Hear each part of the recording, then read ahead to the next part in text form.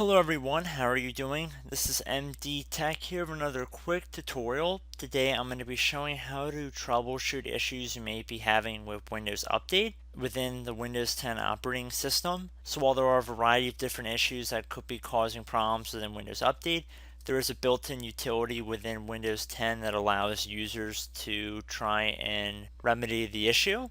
So we're going to go through a brief tutorial that should automatically hopefully resolve your issues. So we're going to start by heading over to our start menu and we're going to type in control panel. It'll be listed as a desktop app. So you want to left click on that. And then make sure your view by for the control panel is set to large icons or small icons just so you can see all the listings. And then you want to go down until you get the troubleshooting.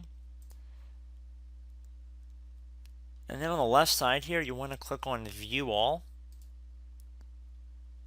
And at the bottom of the list, we see there's a Windows Update selection here.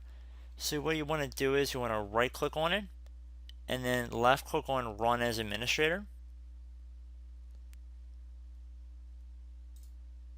We see now we have a new window that opens up saying troubleshoot and help prevent computer problems.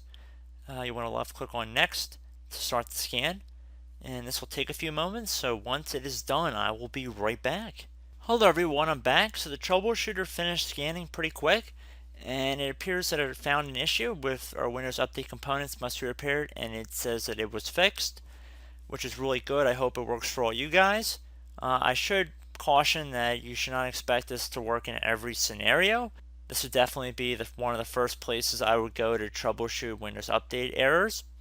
So I hope this tutorial helped you guys out, and I will see you in the next video. Goodbye.